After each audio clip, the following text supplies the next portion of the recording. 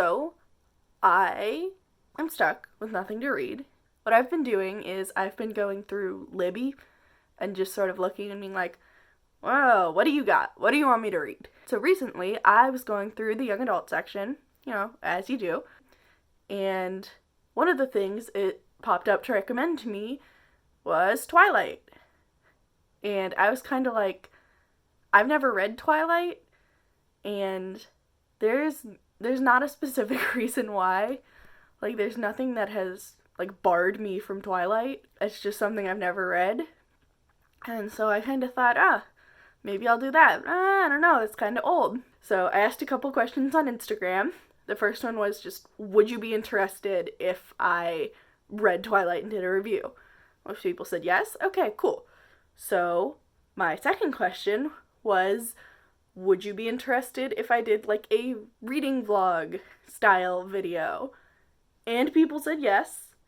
So that's this is my experiment for Twilight, since I've never read Twilight before.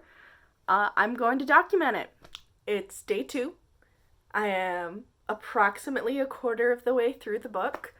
It's about 170 pages so far, and about 6 chapters?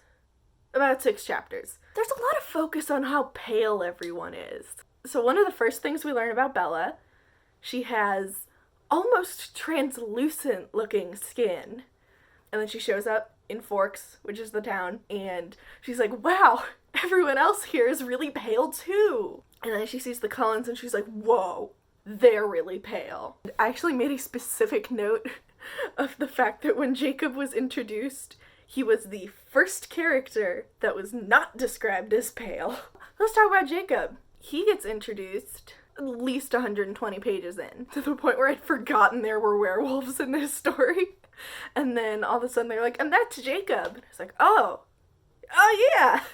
So he shows up, right at the end of where I am, so about a quarter of the way through, and he literally just explains the whole werewolves and vampires thing. He goes through and he very clearly lays out, the whole thing.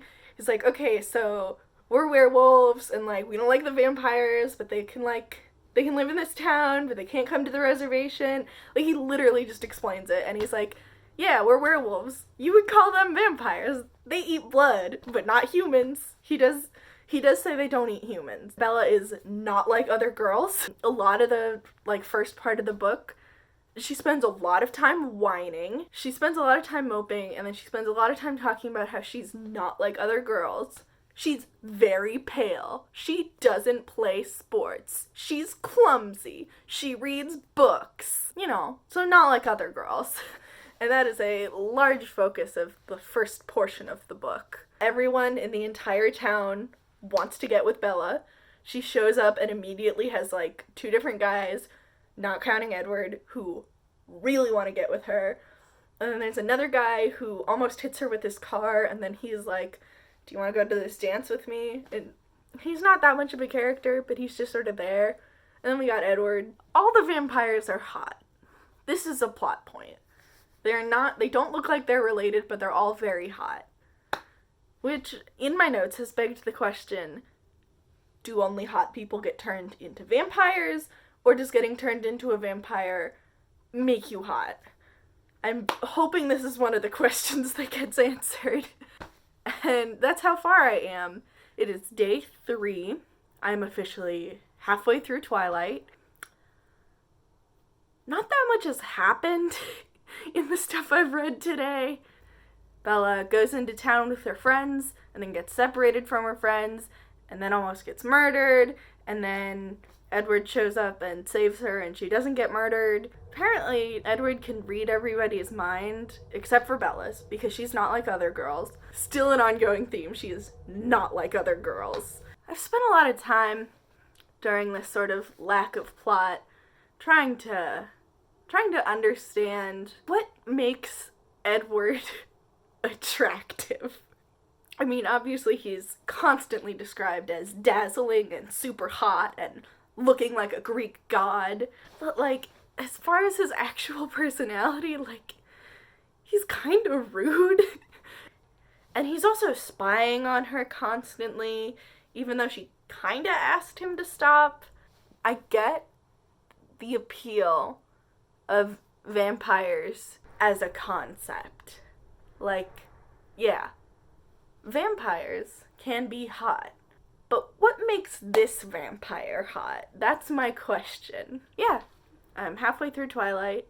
I will talk to you guys later. It is day 4, and I just finished Twilight. I finished the second half of the book a lot faster than I finished the first half of the book. That is because the second half of the book was a lot better. Bella goes to meet the vampires, and they're all pretty chill with her, and then they decide to play a game of baseball.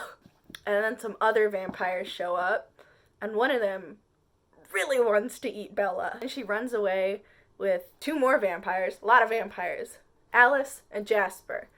The only really important one is Alice, because I like her. They go to Phoenix. He tries to eat her, but he wants to do it very dramatically, and so he's like a camera set up, and she is about to get eaten, but then he drags it out for so long that everyone else shows up and saves her. Oh yeah, we find out that Edward has just been spying on Bella at night. Like, he's just coming and watching her sleep. Which, like, huh? I don't like that. I don't like that at all. This is not like my final review. This is just me getting my thoughts out after finishing it. And I will see you for my final review of my first time reading Twilight. It is a little bit after I filmed that last part. It is time to do my actual review of Twilight. So I'm gonna structure this the same way I structure my written reviews. So if you haven't read those, or if you don't remember, it goes summary, good, okay, bad, final thoughts and rating. So we're gonna move through those sections, and I'm going to tell you my thoughts. The first section is summary. Bella Swan moves into the town of Forks, Washington. She starts going to high school there. She makes a bunch of friends. She's kind of fascinated by her lab partner in biology named Edward Cullen. Edward saves her life a bunch of times, and she notices that he's probably not human, and she's upset because he won't tell her what is up with him. Eventually she meets Jacob Black. He tells her one of their legends, which is that they, the members of the tribes, are werewolves. They're the natural enemies of vampires, and the Cullens are vampires. But they don't eat humans, so they have a truce with the werewolves. Bella then eventually tells Edward, hey, I know you're a vampire. And they start getting closer after that, and they eventually start dating. He saves her life a bunch more. Good stuff. Then eventually she goes and she gets to meet the rest of his family. And then another coven of vampires shows up, and one of them really wants to eat her. The Cullens take her into hiding, which actually doesn't matter that much because she ends up in a confrontation with the one that wants to eat her anyways. He almost eats her, but there's just enough time for the Cullens to swoop in and save her. She asks Edward to turn her into a vampire. He says no, and then they go back to Forks and go on with their lives. And that's the plot of Twilight. So now, let's talk about what I liked about Twilight, because there were things that I actually liked, which kind of surprised me. So the whole second half of the book, I actually liked a lot better. Like, I got kind of invested in the stuff that was happening, like, with all the vampires, and they're having to move her around. I wasn't big on the parts where she just sort of sat in a hotel room, but I actually did like the action. I liked the stuff that was going on, and I especially liked the other vampires who didn't really come into the story until the second half. I really liked Alice. I liked Alice a lot. I thought she was a lot better than Edward. Overall, I really liked the Cullens, and other than Edward. But I really liked the Cullens, and that kind of surprised me. So the next section is the okay. This is really the stuff that's neither good nor bad, that could have used a change. The first one is just Bella.